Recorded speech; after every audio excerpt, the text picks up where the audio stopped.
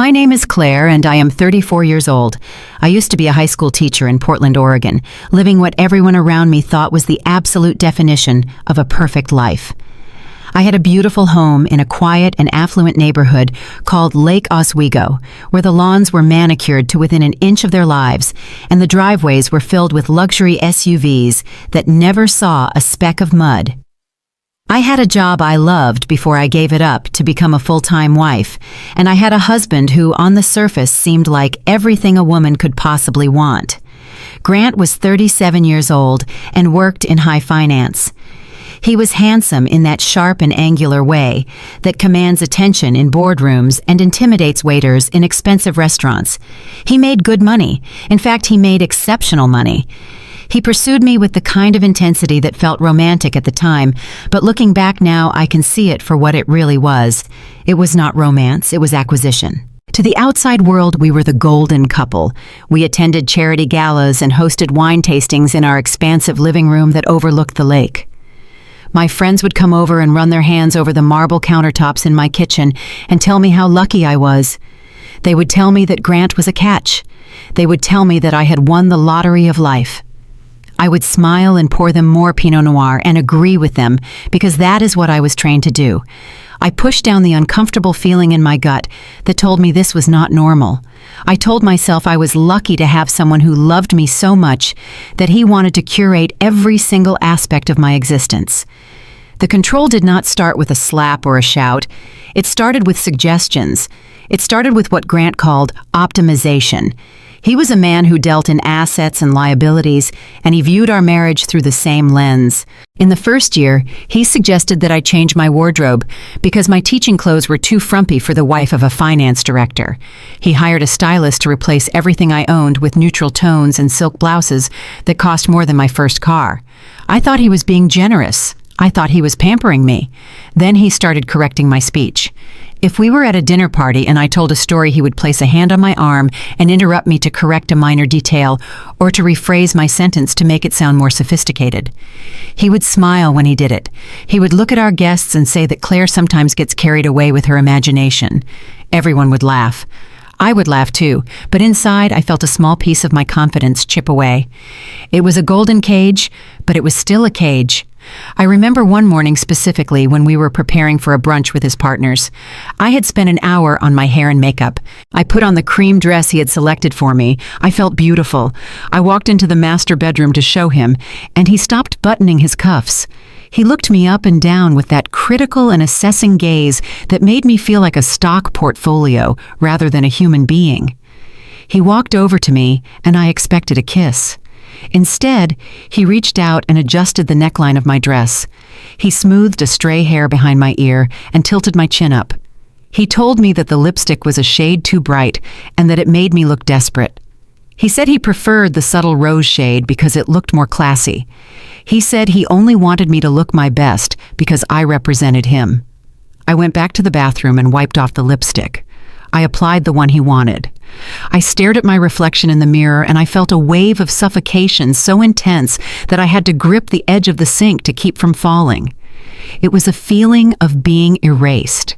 It was the feeling of being a doll in a dollhouse that Grant played with whenever he came home from work. But I swallowed the feeling. I told myself that he was right. He knew better than I did about this world of high society. He was just trying to help me fit in. I convinced myself that this suffocation was actually security. I had been a teacher earning a modest salary, and now I lived in a palace. I had safety. I had stability. I told myself that the price of admission to this life was simply my autonomy and that it was a fair trade. I was a 34-year-old woman who had been raised to believe that compromise was the cornerstone of marriage. I just did not realize that I was the only one doing the compromising. Grant had an obsession with perfection that bordered on pathology. If the throw pillows on the couch were not angled correctly, he would not yell. He would just sigh. It was a heavy and disappointed sigh that made me feel like a naughty child. He would walk over and fix them while I watched, and the silence in the room would grow so loud it hurt my ears. He checked the mileage on my car. He checked the receipts from the grocery store. He questioned why I bought one brand of organic milk over another. He framed it all as financial prudence. He said we were building an empire, and that required discipline. I nodded and agreed. I learned to anticipate his needs. I learned to arrange the house exactly how he liked it. I learned to dress and speak and breathe in a way that did not disturb his perfectly ordered universe. I was walking on eggshells on a floor made of Italian marble. Then I got pregnant. We had been married for 2 years, and we had been trying for 6 months. When I saw those 2 pink lines on the test, I cried tears of pure joy. I thought this would change everything. I thought a baby would soften him. I thought that becoming a father to a little girl would bring out the warmth I knew was buried somewhere deep inside him. We called her our little miracle. We named her Charlotte before she was even born. Grant seemed happy at first. He posted the announcement on social media and received hundreds of likes and comments. He accepted the congratulations of his colleagues with a proud chest. But as my belly grew and my body changed, the dynamic in our house shifted from control to something far more sinister. The pregnancy was difficult. I was sick constantly in the first trimester and exhausted in the second. My body was doing the hard work of creating life, but Grant saw it as a loss of discipline. He became the policeman of my diet. He would inspect my plate at dinner and ask if I really needed those extra carbohydrates. He would remind me that getting back in shape after the baby would be harder if I let myself go now. He bought me a scale and placed it prominently in the bathroom. He told me to weigh myself every morning and write the number down so we could track it. He said it was for the health of the baby. He said he just wanted to make sure Charlotte was getting the best start possible. But the worst part was not the monitoring of my weight. It was the campaign he started against my mind. It was subtle at first. If I forgot where I put my keys, he would chuckle and say that the pregnancy brain was hitting me hard. If I got emotional during a movie, he would rub my back and tell me that my hormones were out of control. It seemed like harmless teasing, but then he started taking it outside the house. He began to plant seeds of doubt in the minds of everyone we knew. He would meet a neighbor at the mailbox, and I would hear him say in a hushed and concerned voice that Claire was having a really rough time with the pregnancy. He would tell them that my moods were swinging violently and that he was worried about my mental state. He would tell my former colleagues that I was struggling with prenatal depression and that I was not myself. I did not know he was doing this until I started noticing the looks. I would meet a friend for coffee, and she would look at me with deep pity. She would ask me in a gentle voice if I was feeling okay and if I was managing my anxiety. I would look at her in confusion and say that I was tired but happy. She would nod and pat my hand in a way that said she did not believe me. I felt like I was screaming in a glass box and no one could hear me. I was perfectly sane. I was just pregnant and tired and living under the microscope of a perfectionist husband. But Grant was rewriting my narrative. He was painting a picture of a woman on the edge of a breakdown. The defining moment of this psychological warfare happened when I was 6 months pregnant. We were hosting a dinner party for 3 other couples. These were important people. One was a partner at his firm, and the others were influential clients. I had spent 2 days preparing the house.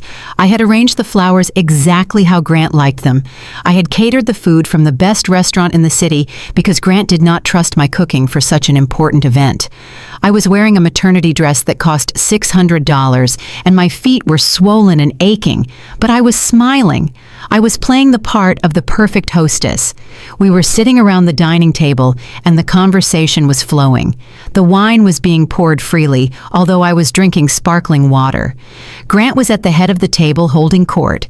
He was charming and charismatic and funny. Everyone was hanging on his every word. The main course was roast chicken with truffles. I had served everyone, and then I served myself. I was hungry. I was growing a human being inside me, and I was starving. I took a helping of potatoes and a piece of chicken. Grant stopped talking. He looked at my plate, and then he looked at me. The table went silent.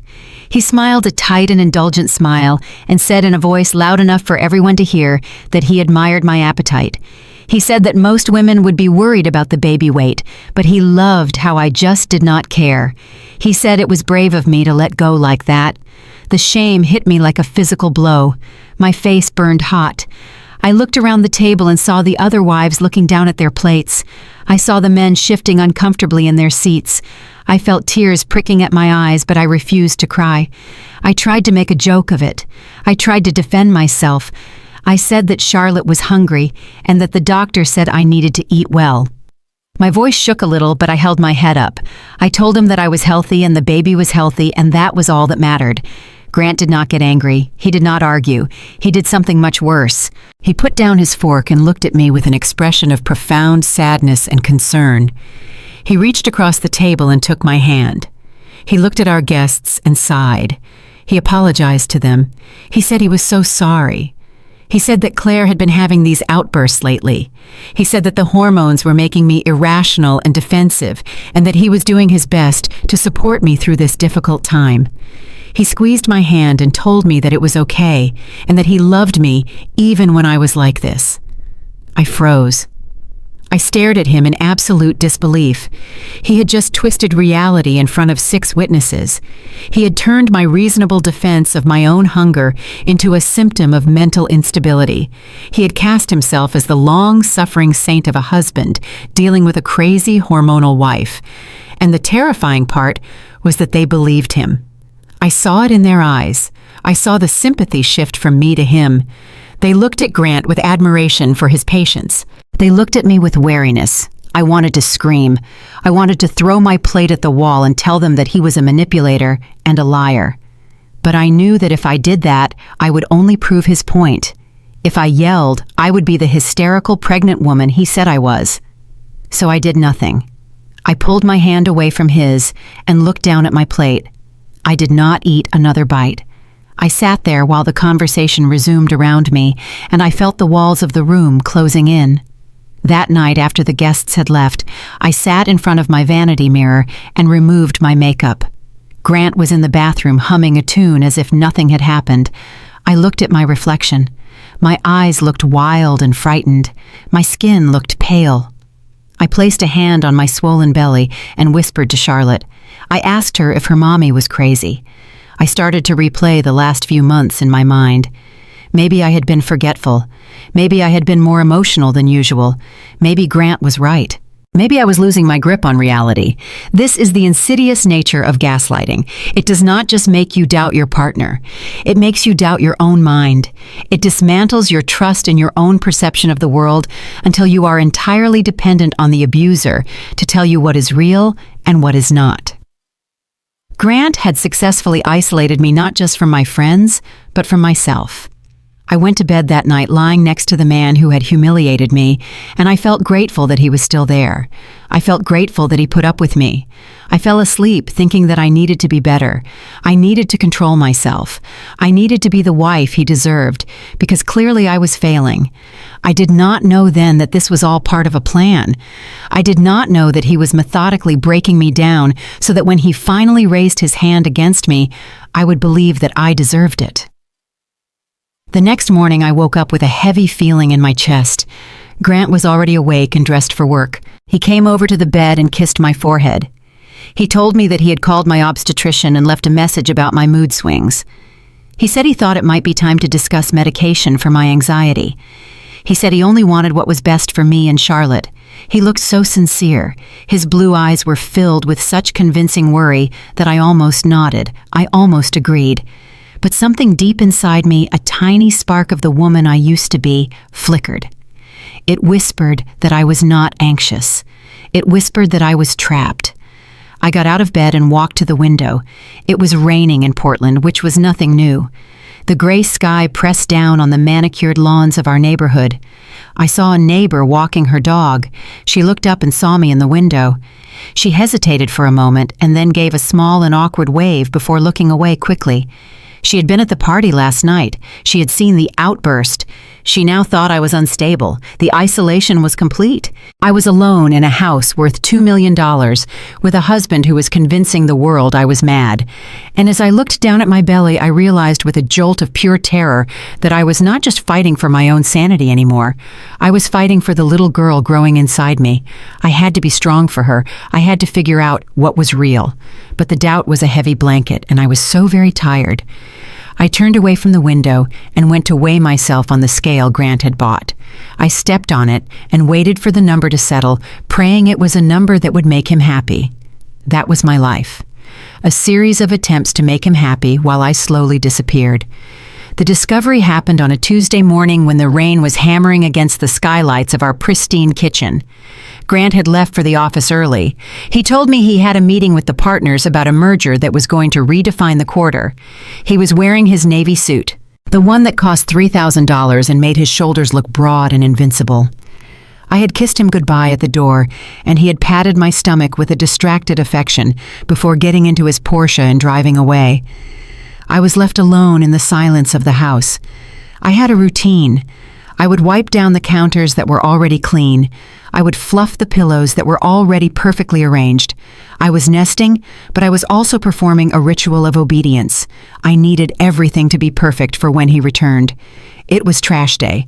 Grant usually handled the recycling because he had a specific system for breaking down boxes that he claimed I never did correctly.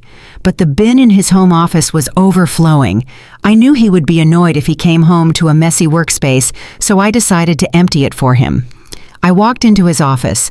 It was a room that smelled of leather and expensive scotch. I picked up the wastebasket and saw a crumpled ball of heavy cream paper resting on top of the shredder.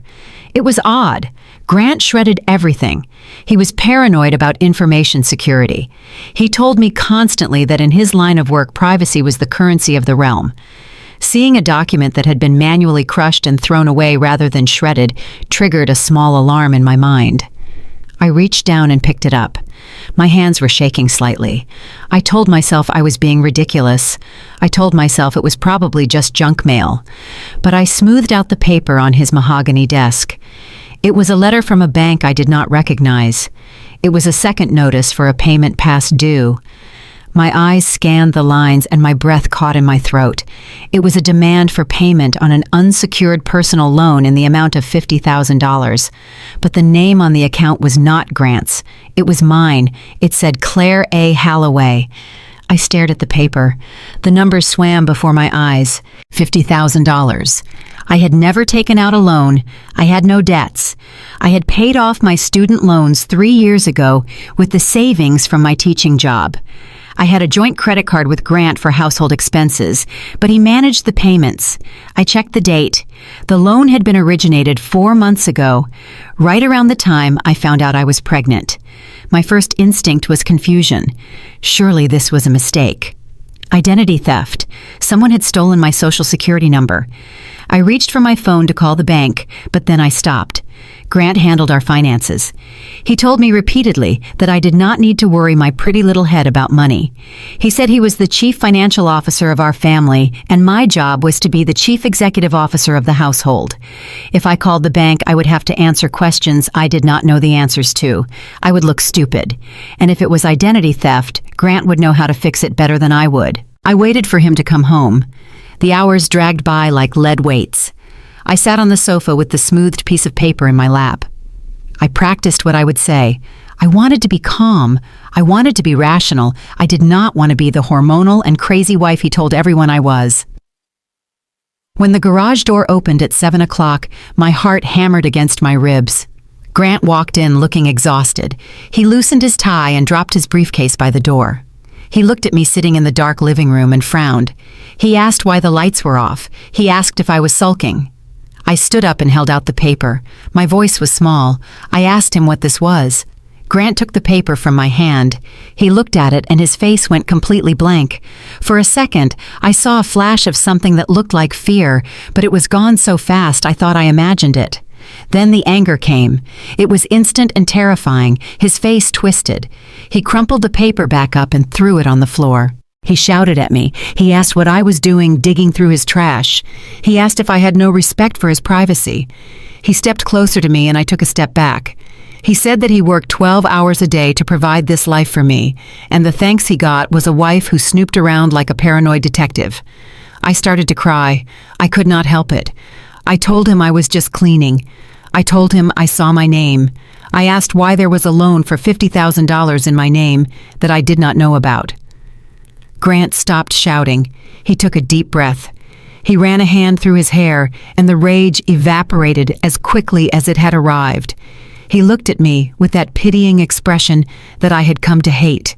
He shook his head slowly, as if he was disappointed in my lack of intelligence. He walked over to me and placed his hands on my shoulders. His touch was warm and heavy. He told me that I really did not understand how high finance worked. He said that the loan was a leverage strategy. He said he had taken it out in my name to build my credit profile so that we could set up a trust for Charlotte. He said he was using the liquidity to invest in a high-yield bond that would pay for her college tuition before she even started kindergarten. He looked deep into my eyes. He asked if I trusted him. He asked if I thought he would ever do anything to hurt our financial future. He said he was doing this for us. He said he did not tell me because he knew I would get anxious. He said I got scared over a grocery bill, so how could I possibly handle the complexities of leveraged debt? He kissed my forehead. He called me his silly little worrier. He said he had already paid the notice and that the letter was just a clerical error from the bank, which was why he threw it away. He said I was making a mountain out of a molehill again. I stood there in the circle of his arms, and I felt a wave of shame wash over me. Of course, it was an investment. It was for Charlotte. I was so stupid. I knew nothing about finance. I was just a school teacher who had stopped working. Grant managed millions of dollars every day. Who was I to question him? I apologized. I told him I was sorry for snooping. I told him I trusted him. But later that night, as I lay in bed staring at the ceiling, a cold knot of anxiety remained in my stomach. The explanation made sense on the surface, but something about it felt wrong. Why did he need to build my credit profile when I had perfect credit? Why did a man who made $500,000 a year need an unsecured personal loan for $50,000? I pushed the thoughts away. I told myself I was being paranoid, just like he said. I told myself that if I asked more questions, I would just cause more fights. And I did not have the energy to fight. I was trapped in a web of numbers I did not understand, and I was too afraid to ask for a way out. 2 weeks later, the atmosphere in the house shifted from cold tension to active hostility with the arrival of Victoria. Grant's mother was not a warm, grandmotherly figure who baked cookies and knitted blankets. She was a steel magnolia. She was 62 years old, but with the help of extensive surgery and expensive treatments, she looked a hard and polished 50.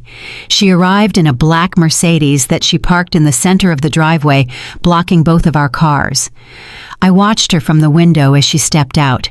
She was wearing a cream-colored suit that cost more than my entire maternity wardrobe. Her hair was a helmet of perfect blonde highlights. She looked at our house not with pride, but with the critical eye of an inspector looking for structural flaws. I opened the front door to welcome her. I had spent 3 days cleaning. I had bought fresh hydrangeas for the guest room. I had prepared a roast for dinner. I smiled and welcomed her.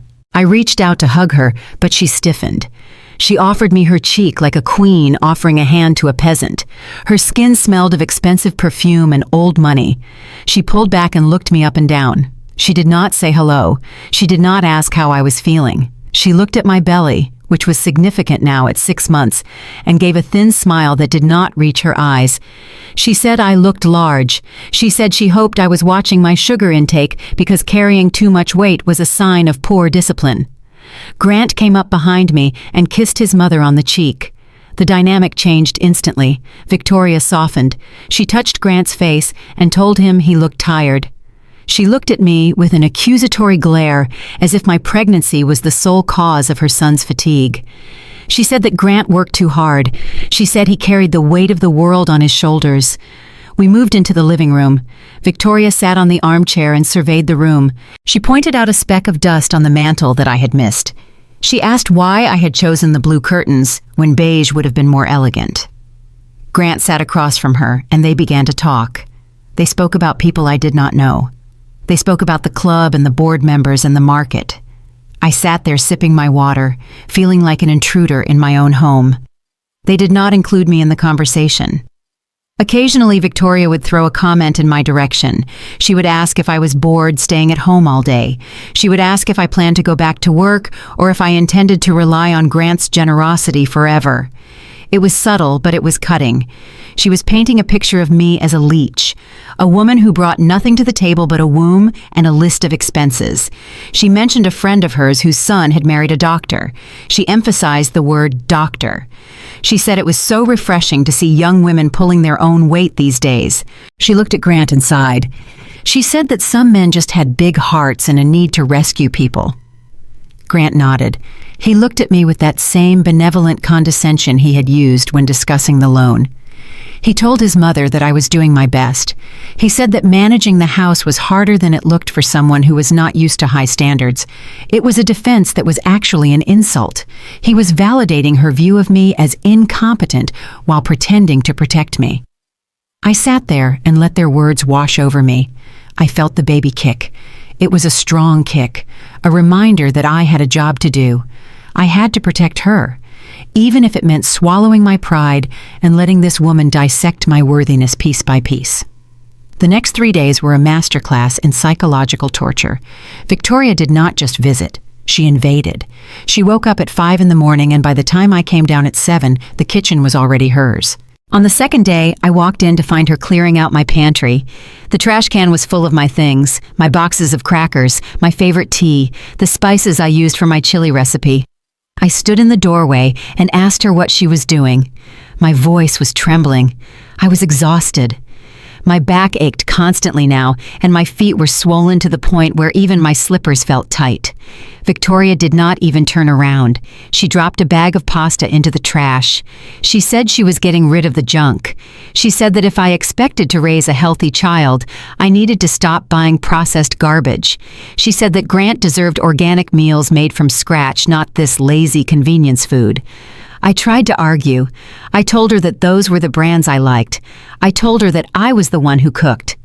She turned then. Her eyes were cold chips of ice.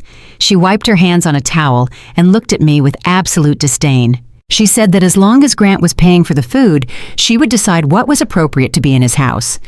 She emphasized the word his. She reminded me that I contributed $0 to this household. She said that a woman who brings nothing to the marriage should at least have the decency to be grateful for the guidance of her betters. I wanted to scream. I wanted to tell her about the $50,000 loan in my name. I wanted to tell her that I had worked for 10 years. But I said nothing. I knew Grant would take her side. I knew that if I caused a scene, I would be the crazy one. So I retreated. I spent my days in the nursery folding and unfolding the tiny clothes I had bought. It was the only room where I felt safe, but even there the air was thick with tension. I could hear them downstairs. I could hear Victoria's sharp laugh and Grant's deep murmur. They were a team, a united front of judgment and control. And I was the outsider, the vessel, the incubator. My body was failing me. The stress was making my blood pressure rise. I could feel my heart pounding in my ears even when I was sitting still. I was walking on a knife edge. I knew that one wrong move, one word of defiance, one mistake, and the fragile peace we were maintaining would shatter. I just did not know that the shattering would be literal. I did not know that the violence in their words was just a precursor to the violence of his hands. I sat in the rocking chair and held my belly and prayed for the week to end. I prayed for Victoria to leave. I did not know that her visit was just the catalyst, the spark that would ignite the powder keg Grant had been building for 2 years. Thursday afternoon was gray and drizzling, which was typical for Portland in November. I drove home from my appointment with the obstetrician, feeling a rare sense of peace. The ultrasound had gone perfectly. I had seen the rhythmic fluttering of Charlotte's heart on the monitor, and for 20 minutes I had been allowed to forget about the tension in my house. I had been allowed to forget about the $50,000 loan I supposedly took out and the suffocating presence of my mother-in-law. I was just a mother looking at her daughter. I stopped at a boutique on the way home and bought a soft yellow blanket. It was organic cotton and cost $40, which I knew Grant would scrutinize on the credit card statement later, but I did not care. I wanted something soft for her. I wanted to place it in her crib and imagine her sleeping there. I pulled into the driveway and saw that Victoria's car was still there. The dread returned instantly. It settled in my stomach like a cold stone. I took a deep breath and reminded myself that she would be leaving in 2 days. I just had to survive 48 more hours. I unlocked the front door and walked in. The house was silent, too silent. I called out a hello, but there was no answer. I assumed Victoria was in the guest room or perhaps out in the garden, criticizing my landscaping. I walked up the stairs, clutching the bag with the yellow blanket to my chest. I wanted to go straight to the nursery. I wanted to sit in the rocking chair I had spent 3 weeks researching and just breathe in the scent of the lavender sachets I had placed in the drawers. I opened the door to the nursery and stopped. The bag fell from my hand. My sanctuary was gone. The room I had lovingly curated with soft grays and muted pastels had been completely obliterated. The modern convertible crib that I had selected for its safety ratings and clean lines was dismantled and leaning against the wall in pieces. In its place stood a dark and imposing wooden structure that looked like something from a Victorian horror novel. It was massive and ornate, with chipped varnish and bars that looked too wide apart. It was the family heirloom crib that Victoria had mentioned weeks ago, and that I had politely declined because it did not meet current safety standards. But it was not just the crib. The dresser was moved, the changing table was covered in lace doilies that smelled of mothballs. My nursing chair was gone. And in the corner, there were 3 large black garbage bags. I walked over to the bags, my legs feeling numb. I opened the first one. Inside, I found the bedding I had bought. I found the mobile with the little felt clouds that I had hung just yesterday. I found the soft stuffed animals that my friends had given me at the baby shower. They were all stuffed into the trash bag like garbage. A noise behind me made me turn. Victoria was standing in the doorway. She was holding a stack of folded linens, and she looked at me with a triumphant smirk. I asked her what she had done. My voice was barely a whisper. I could not find the air to speak louder. Victoria walked past me and placed the linens on the dark crib. She smoothed them out with deliberate slowness. She said she had fixed it. She said the room lacked history and character. She said that Grant had slept in this crib and his father before him, and she was not about to let her granddaughter sleep in that cheap modern particle board I had bought. She pointed to the garbage bags. She said she had cleared out the clutter so the room could breathe. Something inside me snapped. It was a physical sensation, a sharp crack in the center of my chest. I had swallowed the insults about my cooking. I had swallowed the comments about my weight. I had swallowed the financial gaslighting. But this was my daughter's room. This was the one place where I was supposed to be the mother. This woman had violated the only safe space I had left. I stepped forward. I felt the heat rising in my face. I told her to get out. Victoria laughed. It was a dry and brittle sound. She asked me if I was having another one of my episodes. She told me to calm down before I hurt the baby with my hysteria. I shouted. I did not mean to shout, but the rage erupted from me like lava. I told her to get out of the nursery. I told her she had no right to touch my things. I told her that she was a cruel and controlling woman and that I was done being bullied in my own home. I told her that I would burn that crib before I let my daughter sleep in it. Victoria's face went slack. She had never heard me raise my voice. She had never seen me stand up straight and fight back. For a second, she looked genuinely shocked. Then her eyes narrowed into slits of pure venom. She took a step toward me and raised a finger to point in my face. She said I was an ungrateful little gold digger. She said I was lucky her son had picked me up out of the gutter of the public school system and given me a life. I slapped her hand away. I did not hit her. I just pushed her hand away from my face. And then we heard it. The sound of the garage door opening downstairs, the rumble of the Porsche engine cutting off. The transformation was instantaneous. It was like watching an actress switch characters mid-scene. The venom vanished from Victoria's face. Her eyes filled with instant tears.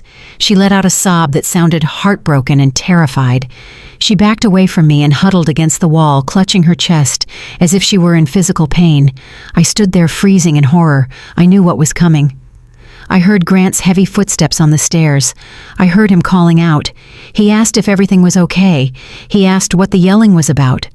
I turned toward the door just as Grant filled the frame. He looked at the dismantled crib. He looked at the garbage bags. And then he looked at his mother, who was now weeping openly and shaking. Victoria pointed a trembling finger at me. She choked out the words. She said she was just trying to help. She said she wanted to surprise us with the family crib. She said I had screamed at her. She said I had pushed her. She looked at Grant with wide and fearful eyes and said she thought I was going to hit her. I looked at Grant. I waited for him to ask me what happened. I waited for the man who had promised to love and cherish me to ask for my side of the story. I waited for him to see the absurdity of his elderly mother being threatened by his heavily pregnant wife. But Grant did not ask. He did not look at the room.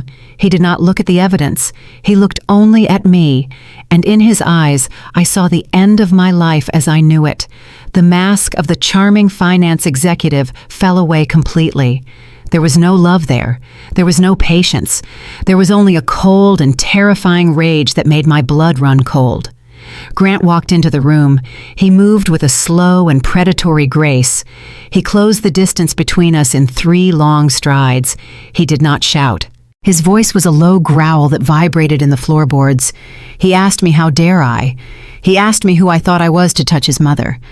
I tried to speak. I raised my hands in a gesture of surrender. I said his name. I said, "Please let me explain."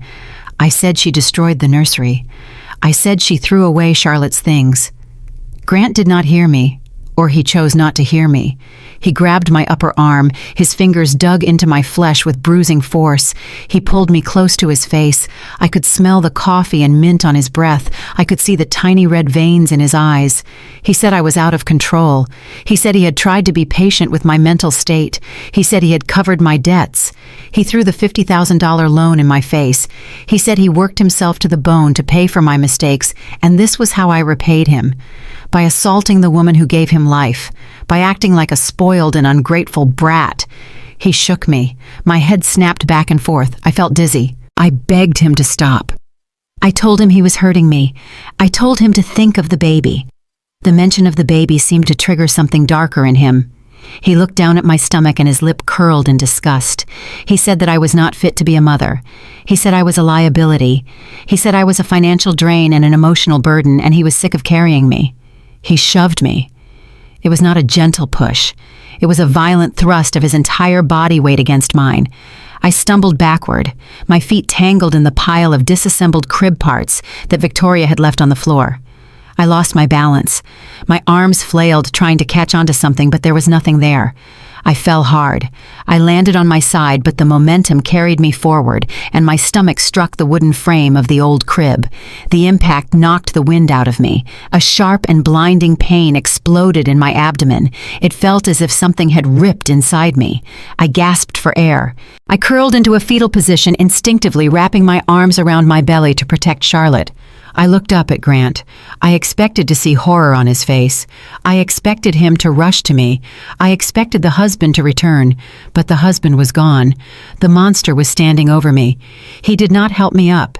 He kicked me. His expensive leather dress shoe connected with my lower back. The pain was white hot. I screamed. It was a primal sound that tore comfortably through my throat. I begged him. I screamed that he was killing her. I screamed for my baby.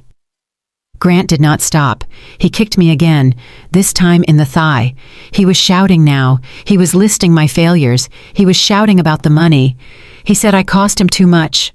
He said I was worthless. He said he should have left me the moment he found out about the debt. He was rewriting history as he beat me.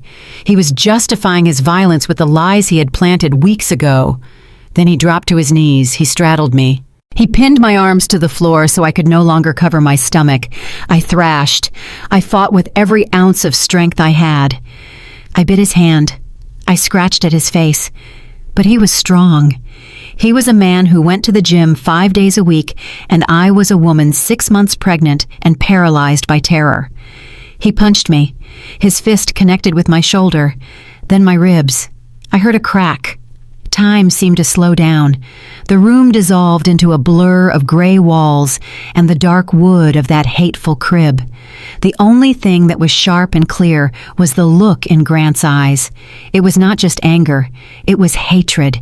It was a cold and calculating desire to destroy. In that suspended moment of slow motion, horror, I realized the truth. He was not just hitting his wife, he was attacking the vessel that held his child. He did not care if Charlotte survived. In fact, looking at the focus of his rage, I realized he might actually want her gone. She was another liability, another expense, another thing he could not completely control. The realization broke me more than the blows. The physical pain was agonizing, but the emotional devastation was total. The man I had loved, the man I had made a home with, the man I had defended to my friends, he was trying to kill our daughter. I stopped screaming. I stopped begging. I just turned my head to the side and saw Victoria standing by the door. She was not crying anymore. She was watching. Her face was pale, but she did not move. She did not call for help. She stood there and watched her son beat his pregnant wife, and she did nothing. I closed my eyes. I focused entirely on the tiny life inside me. I sent every ounce of my will down to her. "Hold on," I whispered in my mind. "Please, Charlotte, hold on. Mommy is here. Just hold on." Grant raised his fist again. He was panting. His tie was swinging loose. He looked like a demon. He brought his fist down one last time, and the world went black around the edges. I felt the warm wetness spreading between my legs, and I knew I was bleeding. I knew that the sanctuary had become a slaughterhouse. And I knew that if I survived this, the Claire who had walked into this room with a yellow blanket was dead. Only a mother would rise from this floor, a mother who would burn the world down to save her child. The silence that followed the violence was shattered, not by my voice, but by the wailing of sirens that cut through the gray Portland afternoon. Mrs. Chen, who lived next door, had heard the screaming. She had heard the sound of a body hitting the floor, and she had done the one thing I had been too terrified to do, which was call 911. I lay on the floor of the nursery amidst the ruins of the crib and the scattered garbage bags, and I listened to the heavy boots of paramedics running up the stairs. Grant moved instantly. The transformation was so fast it was almost dizzying. One moment, he was a monster standing over me with his fists clenched and his eyes black with rage. The next moment, he was on his knees beside me, with tears streaming down his face. He was stroking my hair. He was whispering that it was going to be okay. He was shouting at the paramedics as they burst into the room, telling them to help his wife because she had fallen. He told them I had tripped on the crib parts and fallen hard. He played the part of the distraught husband so perfectly that for a split second even I almost believed him. They loaded me onto a stretcher. The movement sent jagged bolts of agony through my ribs and my lower back. I bit my lip to keep from screaming. I felt the warm blood continuing to soak into my maternity leggings, and the terror that Charlotte was dying inside me eclipsed everything else. I wanted to tell the paramedics the truth. I wanted to point a shaking finger at the man hovering over me and tell them he did this, but I couldn't. Grant insisted on riding in the ambulance. The paramedics tried to tell him there wasn't enough room, but he refused to take no for an answer. He used his command voice, the voice he used in boardrooms to close million-dollar deals. He said he was not leaving his wife's side. He said I needed him. They relented because they were focused on saving my baby, and arguing with a hysterical husband was wasting precious time. The back of the ambulance was a claustrophobic box of metal and bright lights. The paramedic was hooking me up to monitors and checking my vitals. He was asking me questions about where I hurt and how many weeks pregnant I was. I answered in a whisper, 26 weeks. Lower back, abdomen, ribs. Grant sat on the bench seat next to the stretcher. He reached out and took my hand. To the paramedic, it looked like a gesture of profound love and support. It looked like a husband trying to comfort his injured wife. But I felt the reality. Grant's fingers wrapped around my hand and squeezed. He squeezed so hard that my knuckles ground together. He squeezed right over the spot where he had bent my fingers back just moments ago. It was not a hold of comfort. It was a vice. It was a shackle. He leaned in close to my ear. The paramedic had turned away to adjust the oxygen flow, and Grant seized the moment. He brought his face right next to mine so that his cheek brushed against my tear-stained skin. His voice was a hiss that was barely audible over the siren, but every word landed with the weight of a sledgehammer. He told me to listen to him very carefully. He said that if I said one word about what really happened, he would destroy me. He said he would tell everyone I was crazy, just like he had been saying for months. He said he would use that $50,000 loan against me. He said he would prove to a judge that I was financially irresponsible and mentally unstable. He said he would take the baby. He said he would hire the most expensive lawyers in the state, and he would make sure I never saw my daughter again. He said I would end up on the street with nothing. No money, no home, no child. He pulled back and looked into my eyes. He smiled a sad and worried smile for the benefit of the paramedic who had turned back around. He brushed a strand of hair from my forehead and squeezed my hand one last time. A sharp and warning pinch that made me gasp. I looked at him, and I felt a paralysis that went deeper than fear. It was a cold and mathematical calculation. I was lying on a stretcher with no job and no money of my own. My name was attached to a fraudulent debt. My friends thought I was having a breakdown. My mother-in-law was a witness who would lie for him. If I spoke up now, what would happen? He would be arrested, perhaps, but he would be out on bail by morning. And then the war would begin. A war I did not have the resources to fight. I thought about Charlotte. I thought about the tiny heartbeat I prayed was still flickering inside me. If I fought him now and lost, I would lose her too. I would be the crazy ex-wife who lost custody. She would be raised by him and his mother. She would grow up in that house of horrors without me to protect her. So I made a choice. It was the hardest choice of my life. I chose silence. I chose to swallow the truth and let it burn a hole in my throat. I chose to play the victim of an accident because I needed to survive the night. I needed to get to the hospital and ensure my daughter was alive before I could even think about fighting him. It was not submission. It was strategy. It was the fawn response of a cornered animal realizing that biting back right now would only result in death. I squeezed his hand back weakly. It was a lie of touch, a signal that I understood the terms of my surrender. Grant relaxed. He sat back and looked at the paramedic with the face of a man who was relieved his wife was still with him. I closed my eyes and let the darkness of the ambulance swallow me whole, while I prayed to a God I wasn't sure I believed in anymore to save my baby. We arrived at the emergency room in a blur of shouting voices and wheeling stretchers.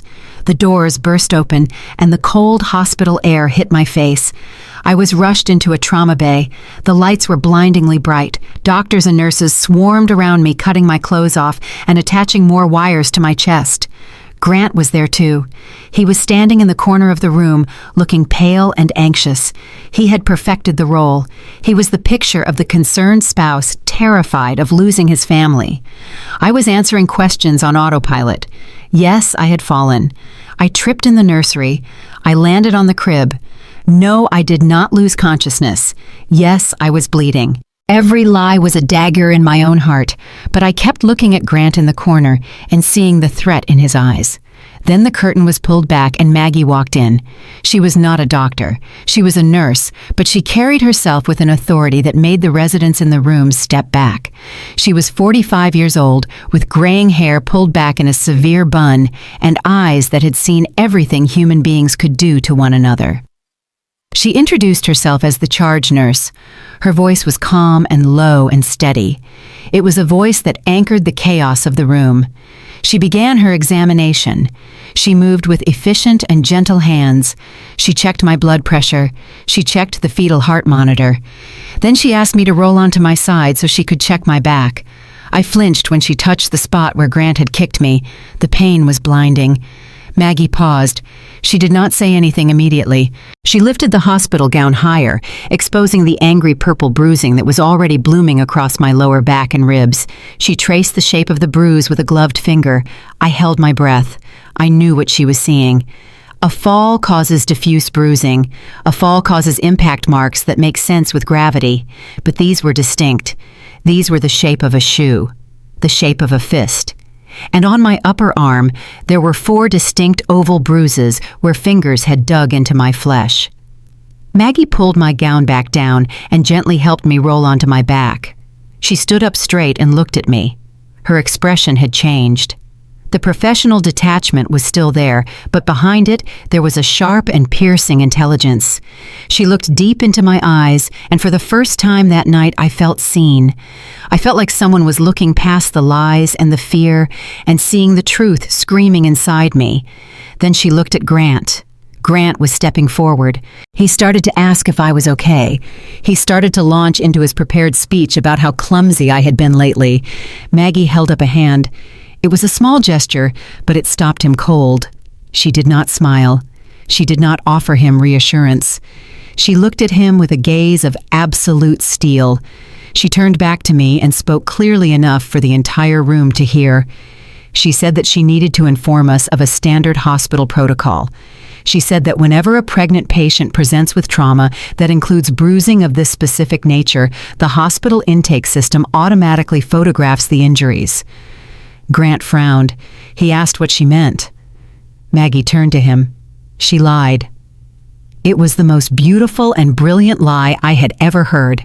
She said that the digital camera she was about to use was linked directly to the police department server. She said it was a state law for the protection of unborn children. She said that the moment she took the photos, they were instantaneously uploaded to the domestic violence unit and the district attorney's office. She said there was no way to stop it. It was an automated process designed to preserve evidence before it could be tampered with. She said that once the shutter clicked, the investigation was open and out of the hospital's hands. The room went silent. The beeping of the heart monitor seemed to get louder. I watched Grant's face. I saw the arrogance drain out of him like water from a cracked vase. His mouth opened slightly. His eyes went wide. He was a finance man. He understood systems. He understood automated trails. He understood that you could not charm or threaten a computer server. He froze.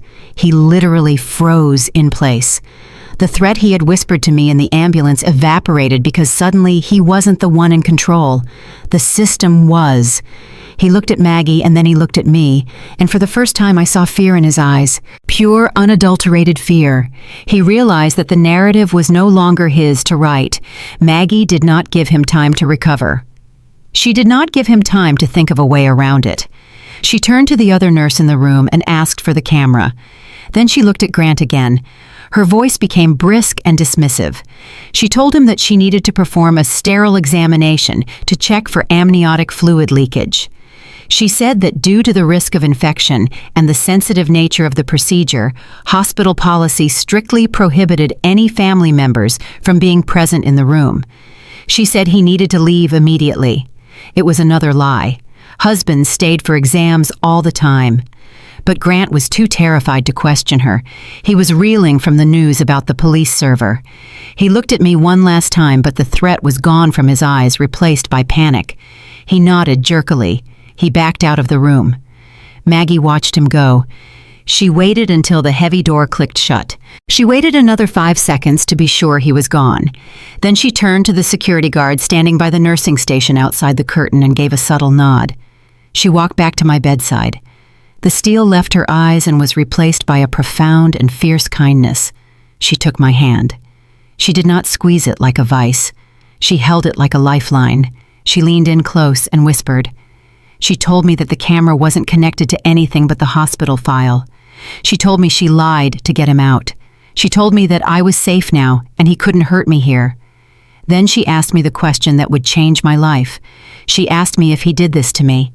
She asked me to tell her the truth so she could help me save my daughter. I looked at her.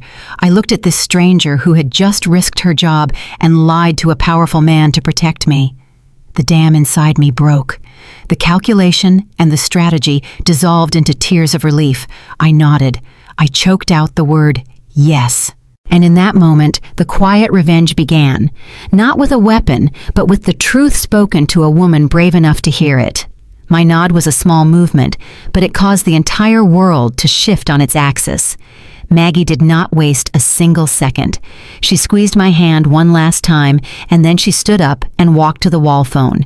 She punched in a code and spoke 2 words into the receiver. Security assist. It was not a panic call, it was a command. Within 90 seconds, 2 large security guards in dark uniforms were standing outside my curtain. Maggie gave them clear instructions. The man who had been in the room with me was not allowed back in under any circumstances. If he tried to enter, they were to physically restrain him. Then she called the police. She did not ask me if I wanted her to call them. She just did it. She told the dispatcher that she had a pregnant patient with injuries consistent with severe domestic assault and that the perpetrator was currently in the hospital waiting room. She requested immediate assistance. While we waited, she took the photographs. This time it was real. She photographed the bruise on my back that was shaped like the sole of a dress shoe. She photographed the finger marks on my arm. She photographed the swelling on my jaw that was beginning to turn a sickly yellow. Every click of the camera was a testament to my pain, but it was also the first brick in the wall of my defense. The police arrived in less than 15 minutes. Officer Miller was a woman with kind eyes and a no-nonsense demeanor, and her partner, Officer Davis, was a tall man who looked like he could stop a tank with his bare hands.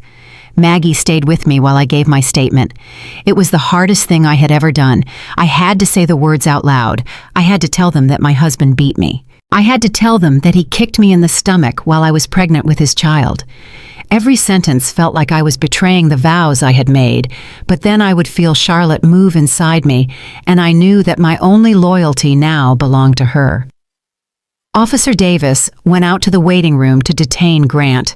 I could not see what was happening, but I could hear it. The walls of the emergency room were thin, and the voices carried. I heard Grant's voice first. He sounded indignant. He sounded like a man who was used to buying his way out of trouble. He was asking them if they knew who he was. He was threatening to sue the hospital and the police department for harassment. Then I heard the sound of handcuffs clicking. It was a sharp metallic sound that cut through his bluster. Grant started shouting. He shouted my name. He shouted that I was lying. He shouted that I was crazy. And then I heard Victoria. She must have been waiting in the car, or perhaps she had come in when she saw the police cars arrive. Her voice was shrill and piercing. She was demanding to know why they were arresting her son. I heard Officer Davis explain that Grant was under arrest for felony domestic violence and assault on a pregnant woman. Victoria did not deny it. She did not say he didn't do it. In her arrogance and her absolute belief in her own moral superiority, she did something that would save my life. She tried to justify it. I heard her clearly through the door. She told the officers that this was a misunderstanding. She said that her son was a good man who was under a lot of stress. She said that I had been disrespectful. She said that I had destroyed family property and attacked her. She raised her voice so that everyone in the corridor could hear her. She said that Grant was just teaching me a lesson. She said that sometimes a wife needs a firm hand when she becomes hysterical, and that I deserved to be disciplined for my behavior. The silence that followed her statement was heavy. Victoria thought she was explaining the situation to reasonable men who would understand that a husband has a right to control his wife. She did not realize that she had just confessed to being an accessory and witness to a felony.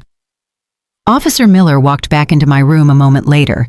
She had a strange look on her face. It was a mixture of disgust and professional satisfaction. She tapped the small black box clipped to the center of her uniform shirt. She looked at me and told me that everything his mother just said was recorded on her body camera. She said that Victoria had just admitted that Grant hit me, and that his motivation was disciplinary. She said that in the state of Oregon, that admission combined with my injuries was enough to upgrade the charges. She said that statement was the golden evidence. It proved intent. It proved a pattern. It proved that it was not an accident. I lay back against the pillows and closed my eyes. Tears leaked out, but they were not tears of pain. They were tears of relief. The trap that Maggie had set had worked perfectly. But it was Victoria's own hatred that had sealed the door shut. She had been so eager to paint me as the villain that she had handed the police the keys to her son's prison cell. Grant was taken away in a patrol car. Victoria was escorted off the property with a warning that if she returned, she would be arrested for harassment. I spent the next 3 days in the hospital. My body was healing slowly, but my mind was racing. I knew this was not over. Grant was a man of resources. He was a man of power. He would not stay in a cell for long, and when he got out, he would be coming for me with everything he had. I needed to be ready. I needed to stop being the victim and start being the architect of my own survival. I was discharged on a Monday morning. My parents drove me straight to their house in Salem. I felt like a fugitive. I had left my home, my clothes, and the nursery I had fought for. All I had was the bag of medications the hospital gave me and the yellow blanket I had bought for Charlotte. But the peace did not last long. Grant made bail. Of course he did. His bail was set at $100,000, which was a fortune to most people, but was just a wire transfer for him. He was released 48 hours after his arrest, and the moment he was free, he went on the offensive. His lawyer filed a motion the very next day. They were not seeking a plea deal. They were pleading not guilty. The legal documents that were served to me at my parents' house were a masterpiece of fiction. Grant was claiming that I was suffering from severe prenatal psychosis. He claimed that I had attacked his mother in a fit of rage and then thrown myself onto the crib to frame him. He claimed that my injuries were self-inflicted or caused by my clumsy fall during my tantrum. But the most terrifying part was the petition for emergency custody. He was asking the court to grant him full custody of our unborn child the moment she was born. He argued that I was a danger to myself and the baby. He cited the $50,000 loan as evidence of my financial instability and erratic behavior. He cited the testimony of our friends and neighbors who would swear that I had been acting crazy for months. He was using the gaslighting campaign he had planted against me. Every seed of doubt he had sown was now being harvested in a court of law. I read the documents at my parents' kitchen table, and I felt the room spinning. He was going to win. He had the money. He had the witnesses. He had the narrative. I had nothing but my word and some bruises that were already fading. I needed help. The social worker at the hospital had given me a card. She told me that if things got ugly, I should call a specific lawyer. She said this lawyer was expensive, but she took a few pro bono cases a year for women in extreme circumstances. She said this lawyer was a shark who ate other sharks for breakfast. I called the number. Her name was Sloan. I met Sloan in her office in downtown Portland 2 days later. She was not what I expected. She was 40 years old, with sharp features and a suit that looked like armor. Her office was glass and steel and intimidation. She did not offer me tea. She did not offer me sympathy. She sat behind her desk and read my file in silence for 10 minutes while I sat there twisting the hem of my maternity shirt. Finally, she looked up. Her eyes were dark and intelligent and completely devoid of pity. She asked me if I wanted to be nice or if I wanted to win. I told her I wanted to keep my daughter. I told her I wanted to be safe. Sloan nodded. She picked up the file Grant's lawyers had sent over. She dropped it on the desk with a heavy thud. She said that Grant was playing a classic game. She said he was using the strategy of deny attack and reverse victim and offender. She said he was counting on me being too scared and too broke to fight back. She said he thought he could bury me in paperwork and legal fees until I gave up. She leaned forward. She looked at me with a terrifying intensity. She asked me about the loan. She asked me specifically about the $50,000. I told her I didn't know anything about it. I told her Grant said he took it out in my name for credit building. Sloan smiled. It was not a nice smile. It was the smile of a predator who has just spotted a weakness in the prey's neck. She said that was interesting. She said that in her experience, men like Grant didn't take out loans in their wives' names to build credit. She said they did it to hide assets or to launder money. She said that if he was moving $50,000 around without a paper trail on his own accounts, it meant he was hiding something much bigger than a domestic violence charge. She stood up and walked to the window looking out over the city. She told me that Grant had made a fatal mistake. He had brought a knife to a gunfight. He thought this was just a domestic dispute. He thought it was just his word against mine. He didn't realize that by dragging finances into it, he had opened a door he could not close. She turned back to me. She told me she would take my case. She said she would take it pro bono because she enjoyed destroying men who beat pregnant women. but she warned me that it would be brutal. She said they would attack my character. They would attack my sanity. They would drag every mistake I had ever made into the light. She asked if I was ready for that. I thought about the nursery floor. I thought about the boot connecting with my spine. I thought about Charlotte. I looked at Sloane, and I stopped trembling. The fear was still there, but it had hardened into something useful. It had hardened into resolve. I told her I was ready. Sloane nodded. She sat back down and opened her laptop. She looked at me and delivered the promise that would become my mantra for the next 6 months. She said, "We are not just going to divorce him." She said, "We are not just going to get a restraining order." She said, "We are going to audit him. We are going to subpoena every bank account and every credit card and every hidden offshore fund he has. We are going to prove that he is a fraud and a thief as well as a wife-beater." She looked me right in the eyes and said with absolute conviction that we are going to bury him. The preliminary custody hearing took place in a courtroom that smelled of floor wax and stale anxiety. I sat next to Sloane at the heavy oak table and tried to keep my hands from shaking. I was 7 months pregnant now. My belly was a prominent curve beneath my black maternity dress, and every time Charlotte kicked against my ribs, it felt like a reminder of what was at stake. We were not fighting for property or money today. We were fighting for the right to hold her when she took her first breath. Grant sat at the opposing table. He looked immaculate. He was wearing a charcoal suit that was perfectly tailored, and his hair was styled with that effortless precision that cost $80 a cut. He did not look like a man who had beaten his pregnant wife. He looked like a pillar of the community. He looked like a grieving husband who was trying to save his family from a mentally unstable woman. He would occasionally glance at me with a look of profound sadness that made me want to scream. It was a performance. It was a masterclass in manipulation, and the judge was his audience. The strategy Grant and his legal team employed was brutal in its simplicity. They did not deny that an altercation had occurred. Instead, they reframed the entire context of our marriage. They painted a picture of a woman unraveling. They claimed that my pregnancy had triggered a severe and dangerous psychosis.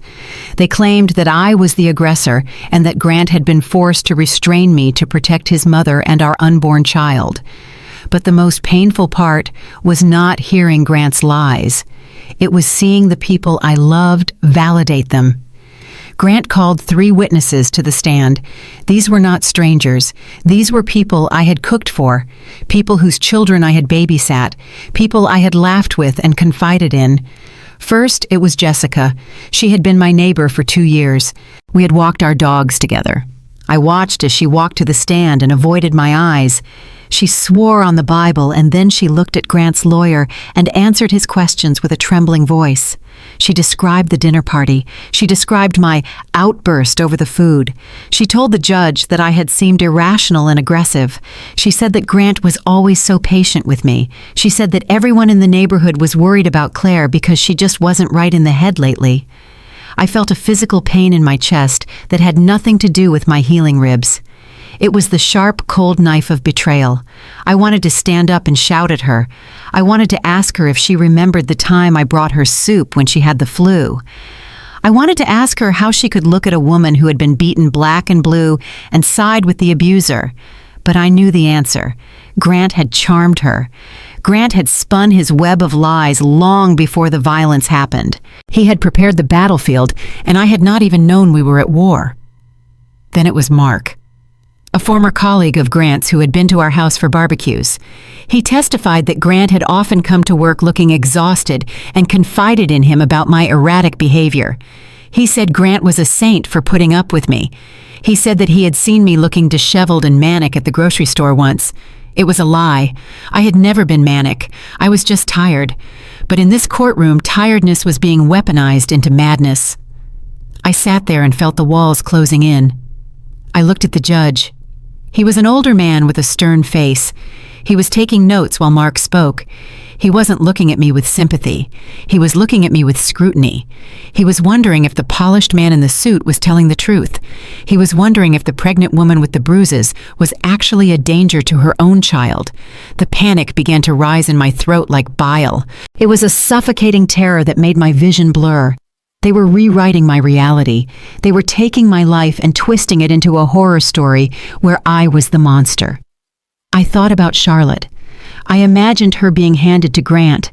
I imagined him holding her with those hands that had struck me.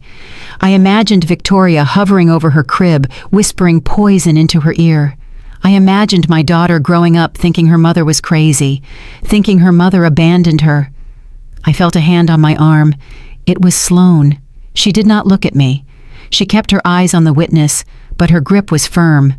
It was an anchor. She leaned in slightly and whispered without moving her lips. She told me to breathe. She told me to keep my face neutral. She told me that if I cried or reacted, I was giving them exactly what they wanted. I forced myself to inhale. I forced myself to look at Mark with a blank expression. I dug my fingernails into my palm until I felt the sting. I focused on that pain. I used it to ground myself. I realized then that this was not about justice. This was about endurance. Grant was trying to break me one last time. He wanted me to explode in court so he could point a finger and say, "Look, I told you she was crazy." I would not give him that satisfaction. I would not let him win. When the hearing ended, the judge issued a temporary ruling. He did not grant Grant full custody, but he did not dismiss the petition either. He ordered a full psychological evaluation for both of us. He appointed a guardian ad litem to represent the interests of the unborn child. It was a stalemate. But to me it felt like a defeat. I had walked in there a victim, and I had walked out a suspect. As we left the courthouse, I saw Grant standing by the elevators with Jessica and Mark. He was shaking their hands. He was thanking them. He looked up and saw me. He didn't smirk. He just looked at me with a cold and empty stare that promised this was only the beginning. He was not fighting for Charlotte because he loved her. He was fighting for her because she was an asset. She was a trophy. And taking her from me was the ultimate punishment for my defiance. I went back to my parents' house that night and lay in my childhood bed. I felt hollowed out. The betrayal of my friends had left a gaping wound in my spirit. I realized that abuse does not just happen in the dark. It happens in the light. It happens with the complicity of good people who choose to believe the comfortable lie rather than the ugly truth. But as I lay there feeling Charlotte kick, a new feeling began to take root next to the fear. It was a cold and quiet anger. Grant had taken my home. He had taken my reputation. He had taken my friends, but he would not take my daughter. I would burn the entire world down before I let him take her. The next morning, the phone rang. It was Sloane. Her voice was different. It wasn't the calm and professional tone she used in court. It was sharp. It was urgent. It was the voice of a hunter who had just caught the scent of blood. She told me she needed me to come to her office immediately. She said that the financial discovery documents had arrived from Grant's lawyers, and there was something wrong. She said there was a pattern in the numbers that didn't make sense. I drove to Portland in a daze. When I arrived, Sloane had a conference room table covered in boxes of paperwork. She had spreadsheets taped to the glass walls. She looked exhilaratingly focused. She pointed to a stack of bank statements. She asked me again about the loan, the $50,000 loan I found in the trash. I repeated what Grant had told me, that it was for credit building, that he paid it off. Sloane shook her head. She said that was the loose thread. She said she had pulled on it and the whole sweater was unraveling. She said that the loan wasn't paid off from their joint account. It was paid off from an account that didn't technically exist, or at least it wasn't listed on Grant's sworn financial affidavit. She explained that she had found traces of transfers, small amounts, $4,000 here, $9,000 there. They were all moving through an account under a shell company name, but the terrifying part was that the shell company was registered in my name, Claire A. Halloway Consulting. I stared at the document she handed me. It was a registration form with my signature on it, but it wasn't my signature. It was a forgery. A good one, but a forgery nonetheless. Sloane explained what it meant. She said Grant wasn't just hiding money, he was structuring it. He was moving illegal funds through a company registered to his wife. If the IRS ever audited him, he could claim ignorance. He could claim that I was the one running the consulting business. He could claim that I was the one evading taxes. The realization hit me with the force of a physical blow. The control, the isolation, the gaslighting. It wasn't just about his ego. It was about insurance. He was setting me up. He had spent 2 years building a narrative that I was unstable and financially incompetent, so that if his financial crimes were ever discovered, he could pin them all on me. I was not just his wife. I was his scapegoat. Sloan looked at me. She said we needed more. She said the bank statements showed the movement of money, but they didn't show the source. She said we needed to know where the money was coming from. She asked if Grant had a private ledger, if he kept records at home. I thought about his office. I thought about the shredder. Grant was meticulous. He destroyed everything. But then I remembered something. I remembered the old laptop. It was a silver MacBook from 5 years ago. Grant had upgraded to a new model last year, but he had kept the old one in the bottom drawer of the filing cabinet in the guest room. He said he kept it for music storage. He said he had wiped the sensitive data. But Grant was arrogant. He believed he was smarter than everyone else. He believed I was too stupid to understand technology. I looked at Sloan. I told her about the laptop. I told her it was still in the house. Sloan's eyes narrowed. She said that technically, since my name was still on the deed to the house and there was no court order barring me from the property, I could enter. But Grant had the restraining order against him coming near me. However, his mother was likely at the house. We formed a plan. It was risky. It was dangerous. But I had no choice. I called my father. I asked him to drive me. We waited until 2 in the afternoon on a Tuesday. I knew Victoria's schedule. She played bridge at the country club on Tuesdays from 1 to 4. Grant was at work. The house would be empty. We pulled into the driveway. My heart was hammering so hard, I thought it would bruise my ribs. My father waited in the car with the engine running, ready to intervene if anyone showed up. I used my key. It still worked. The house smelled the same. It smelled of lemon polish and Grant's cologne. It was a ghost house. I walked past the living room where I had hosted that disastrous dinner party. I walked past the stairs where I had been dragged by the paramedics. I went straight to the guest room. I opened the filing cabinet. The drawer squeaked. My hands were shaking so badly I dropped the keys twice. I rummaged through the hanging folders. And there it was, the silver laptop buried under a stack of old tax returns. I sat on the floor and opened it. It had a password.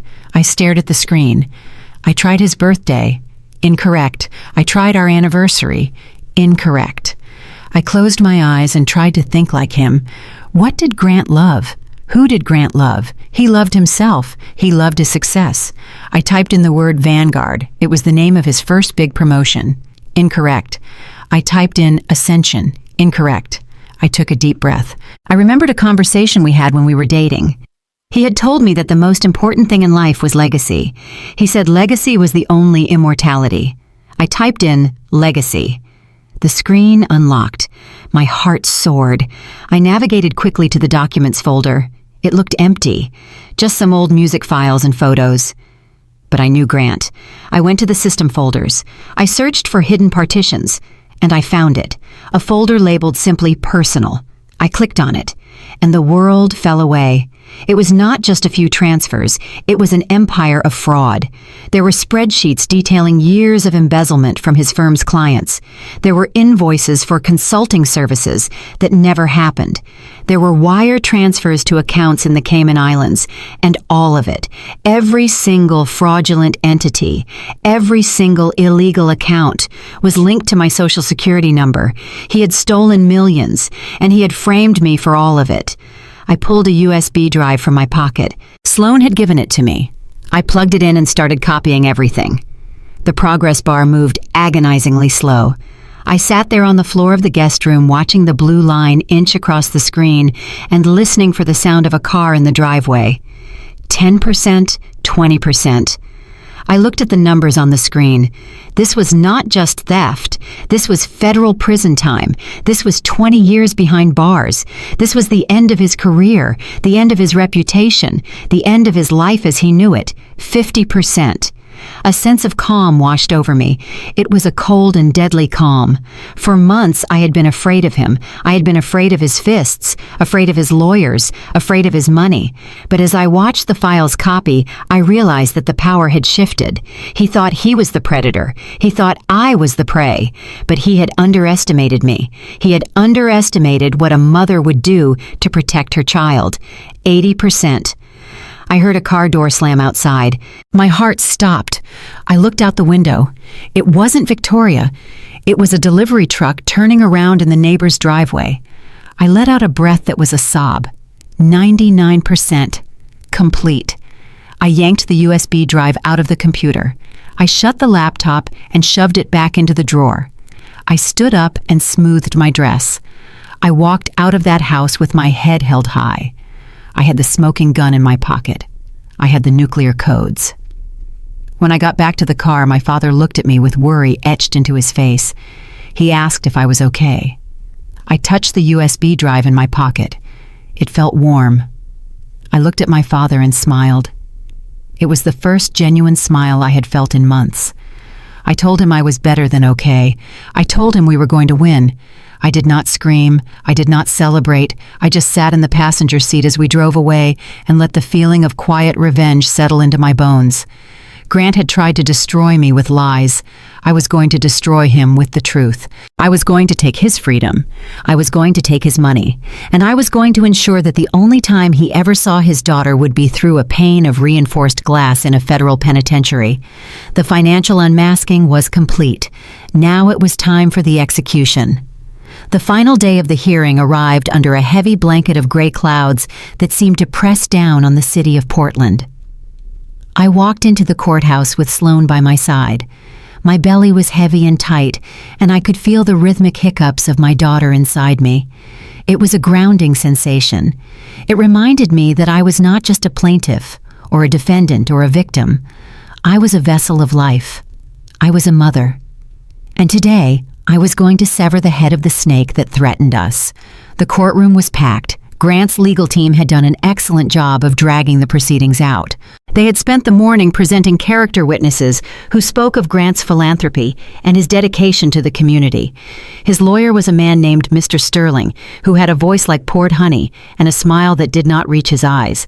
He painted a portrait of Grant as a long-suffering husband who was the victim of a wife driven mad by hormones and paranoia. He argued that granting me custody would be a danger to the child. He argued that Grant was the only stable parent. I watched Grant. He was sitting at the defense table with his hands clasped in front of him. He looked solemn. He looked responsible. He would occasionally dab at his eye with a handkerchief, as if the mere thought of his broken family moved him to tears. It was a performance worthy of an Academy Award. I saw the judge nodding along. I saw the guardian ad litem looking at Grant with sympathy. The narrative was working. They were winning the battle of perception, Mr.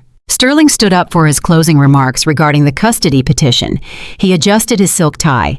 He looked at the judge and said that while domestic violence allegations are serious, they must be weighed against the evidence of character. He said that Mr. Halloway was a man of impeccable integrity.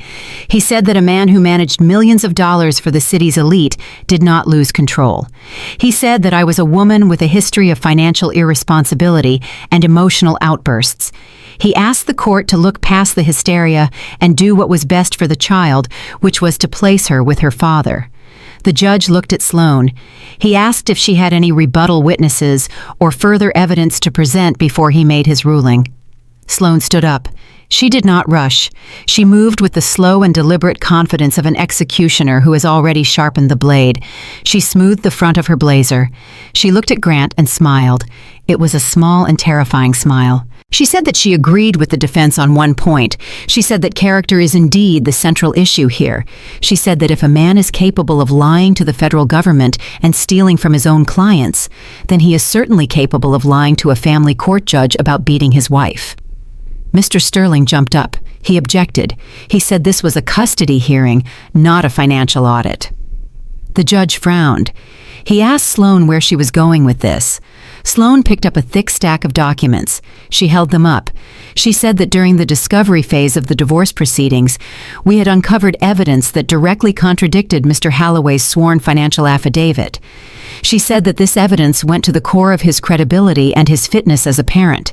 She said that a man who frames his wife for federal crimes cannot be trusted with the care of a child. The judge leaned forward. He overruled the objection. He told Sloan to proceed. Sloan walked to the witness stand and called Grant Halloway. Grant stood up. He looked annoyed but confident. He straightened his jacket and walked to the stand. He swore to tell the truth. He sat down and looked at Sloan with a mixture of boredom and disdain. Sloan placed a document in front of him. She asked him to identify it. Grant looked at it. He said it was a bank statement for a consulting firm called Claire A. Halloway Consulting. He looked at me and shook his head. He said it was my business. He said he had tried to help me set it up, but I had mismanaged it. Sloan nodded. She asked him if he recognized the signature on the incorporation documents. Grant said yes. He said it was my signature. Sloan then placed another document on the stand. It was a forensic handwriting analysis. She asked him to read the conclusion. Grant hesitated. His confidence wavered for the first time. He read the line quietly. It stated that the signature was a forgery and that the pressure points and stroke order were a 99% match for Grant Halloway's handwriting. Sloan did not stop there. She produced the emails. The emails I had found on the hidden partition of his old laptop. She produced the spreadsheets detailing the wire transfers. She walked him through the dates. She showed that on the very day he claimed I was having a manic episode, he was actually transferring $200,000 of stolen client funds into an offshore account in the Cayman Islands under my name. The color drained from Grant's face. It was not a gradual fade. It was instant. He looked like a ghost. He looked at his lawyer, but Mr. Sterling was staring at the documents with his mouth slightly open. There is no defense for black and white numbers. There is no spin for a paper trail that leads directly to a federal prison. Sloan leaned in close to the microphone. Her voice rang out in the silent courtroom. She asked him if he loved his daughter. Grant nodded. She asked him if he loved her enough to stop using her mother as a shield for his crimes. She asked him if a man who frames his wife for embezzlement is the kind of moral compass this court should protect. Grant did not answer. He could not answer. He sat there opening and closing his mouth like a fish out of water. The pillar of the community had crumbled. The successful finance executive was revealed to be a fraud. The illusion was shattered. But Sloan was not done. She turned to the judge and said she had one final witness regarding the domestic violence incident. She called Maggie to the stand. Maggie walked in. She was wearing her blue scrubs. She looked out of place in the sea of expensive suits and legal jargon. But when she sat in the witness chair, she commanded the room. She looked at me and gave a small nod of encouragement. Sloan asked her to describe the night I came to the emergency room. Maggie spoke clearly. She described the bruising. She described the pattern of the injuries. She described the fear she saw in my eyes. She said it was the fear of a woman who knew she was going to die if she told the truth. Mr. Sterling tried to attack her on cross-examination. He stood up and asked her about the photographs. He asked if it was true that she had lied to his client.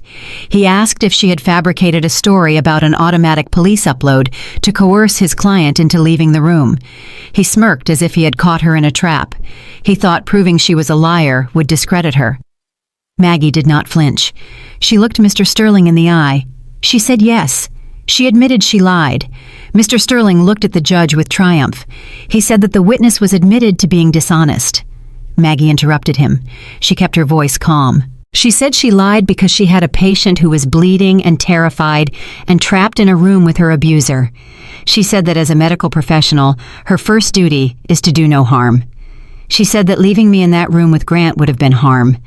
She said she used the only tool she had to separate the victim from the aggressor so that the truth could be spoken safely. She said she would lie again 1,000 times if it meant saving a mother and her baby from a man like Grant. The courtroom was dead silent.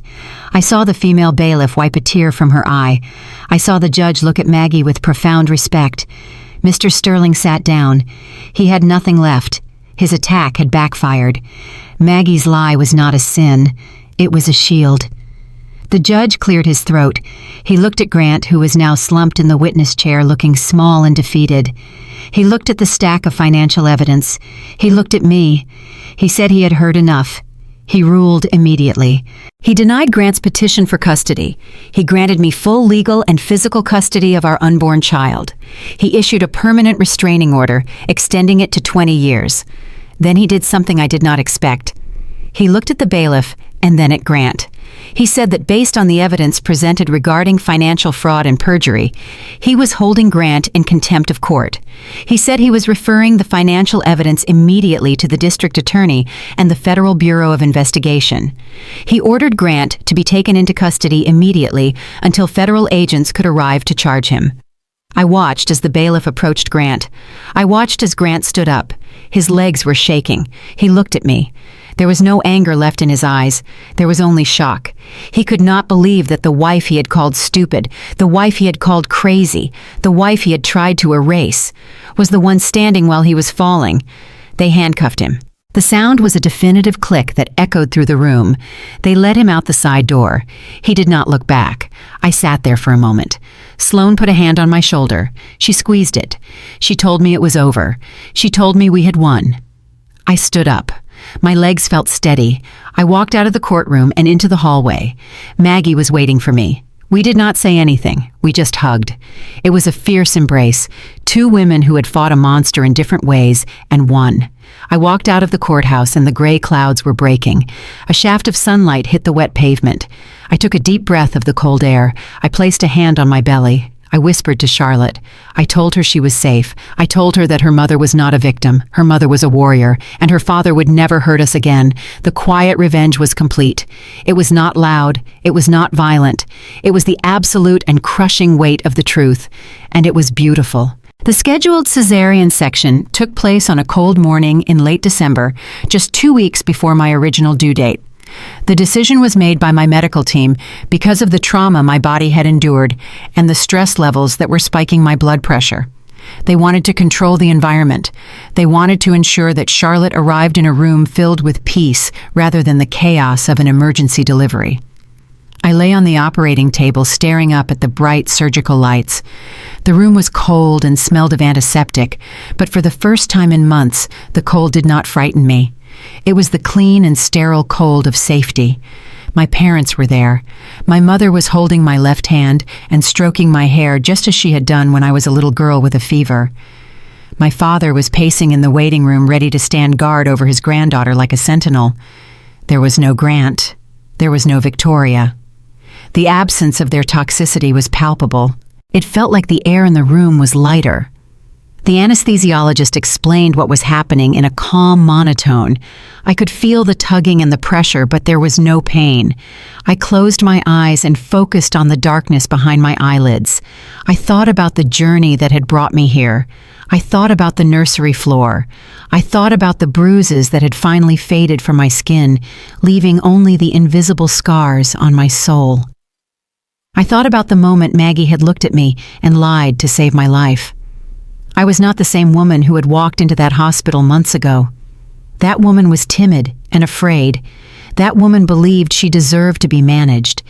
The woman lying on this table was a survivor. She was a fighter who had taken down a titan of finance with nothing but the truth and a USB drive. Then I heard it. A sharp and indignant cry cut through the hum of the machines. It was the most beautiful sound I had ever heard. It was the sound of life asserting itself against the odds. It was the sound of victory. The doctor lowered the sterile drape and I saw her. She was covered in vernix and blood, screaming her lungs out with a fierce determination that made my heart swell until I thought it would burst.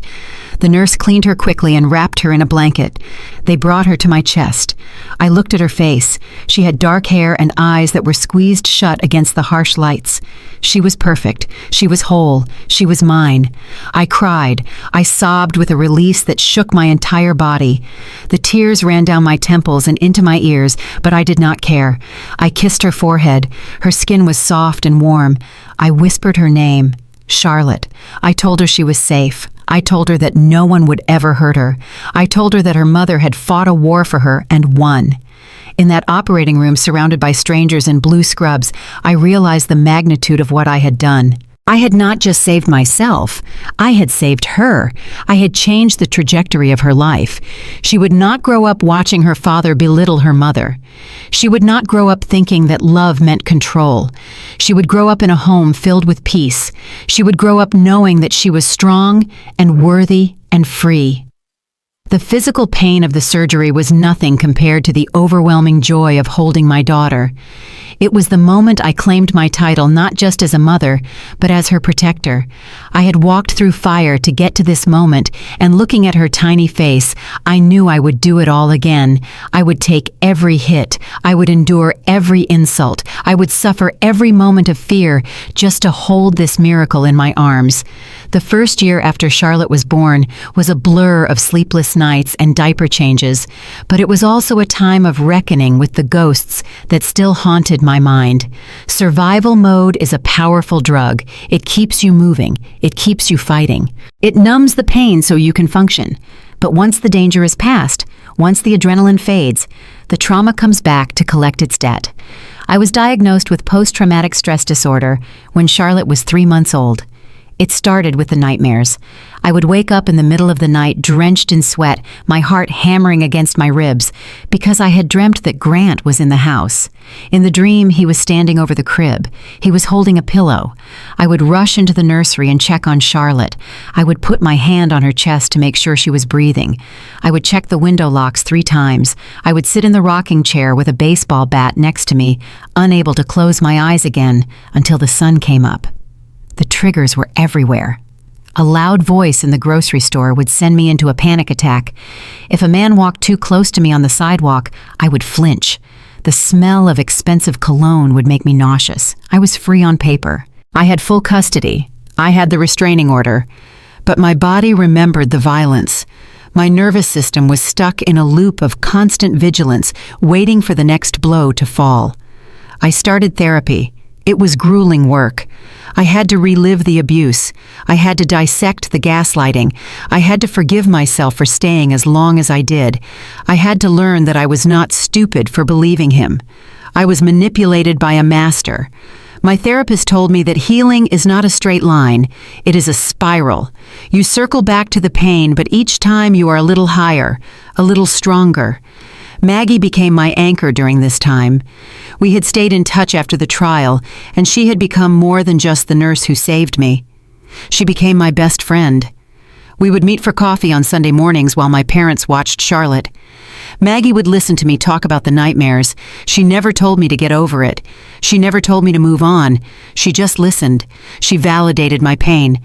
She told me that what I was feeling was a normal reaction to an abnormal situation. One afternoon, we were sitting in a park watching the ducks on the pond. I told Maggie that I felt broken. I told her that I felt like Grant had taken a piece of me that I would never get back. I told her I was afraid I would never be able to trust anyone again. Maggie looked at me with those fierce and intelligent eyes. She took my hand. She told me that broken things can be mended. She said that in Japan they repair broken pottery with gold. They believe that the cracks make the object more beautiful and valuable because they tell a story of resilience. She said I was like that pottery. The cracks were there, yes, but they were filled with the gold of my survival. She told me to look at Charlotte. She asked me if a broken woman could raise such a happy child. I looked at my daughter who was sitting in her stroller laughing at a squirrel. I realized Maggie was right. I was not broken. I was rearranged. I was different than I was before, but I was also stronger. The fear was still there, but it was not driving the car anymore. It was sitting in the back seat. And every day that I woke up and chose to live my life without Grant was a victory. Every time I laughed, every time I cooked a meal without worrying if it was perfect, every time I spent money without asking for permission, it was an act of rebellion. It was an act of healing. The final legal chapter closed when Charlotte was 18 months old. The federal case against Grant had moved slower than the family court proceedings, but the result was devastatingly final.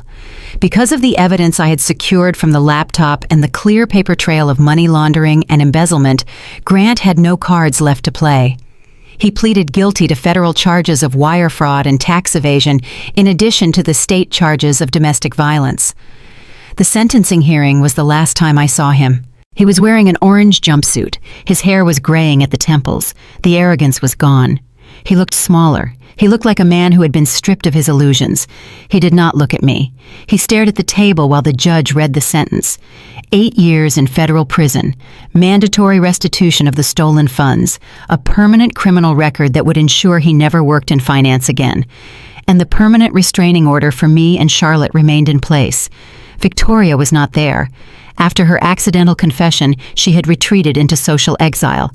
The scandal had destroyed her standing in the community. She was barred from contacting us by the court.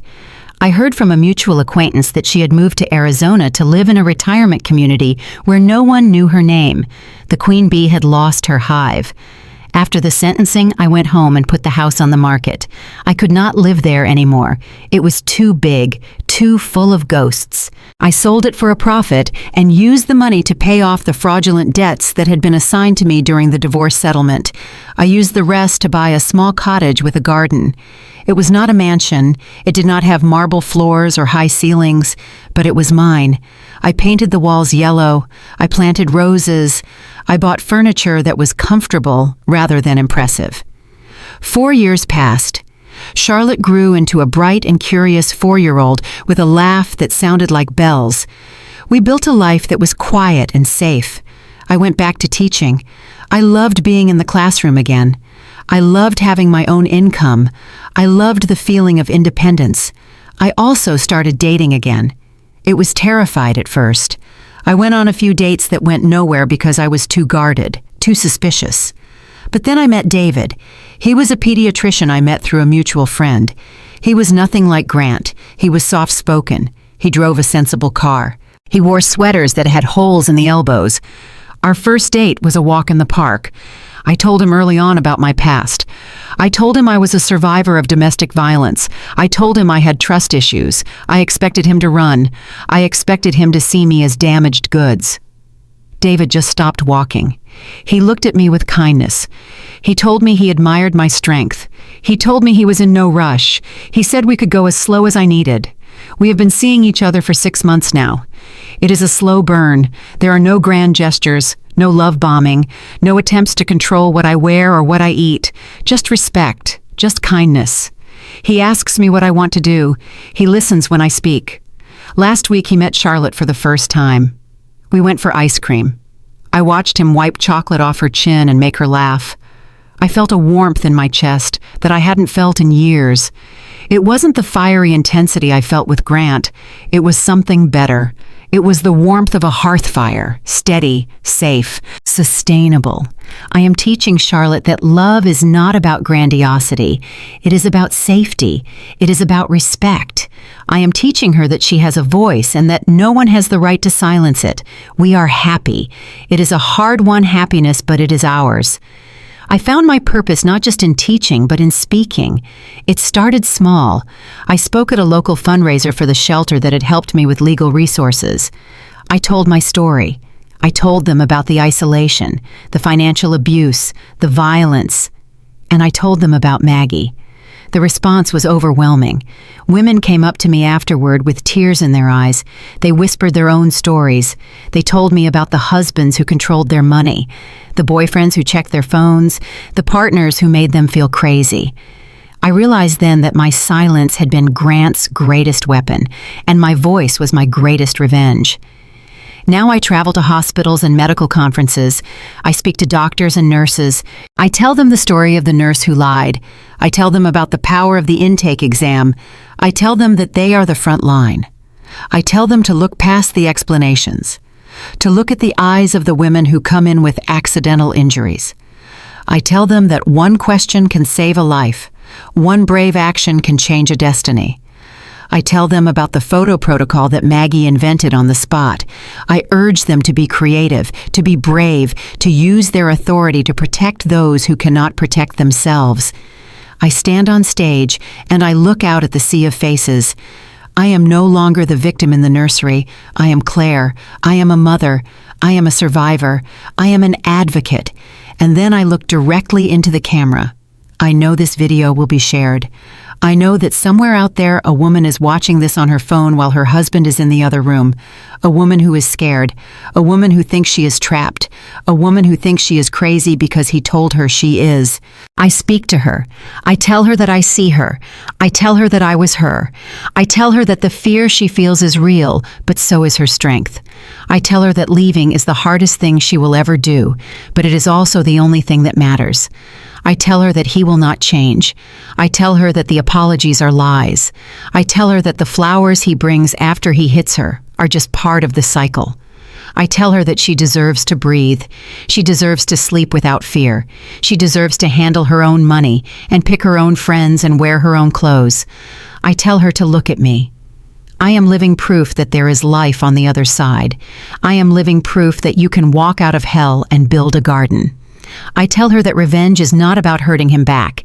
It is not about anger. It is about indifference. It is about succeeding. It is about being happy.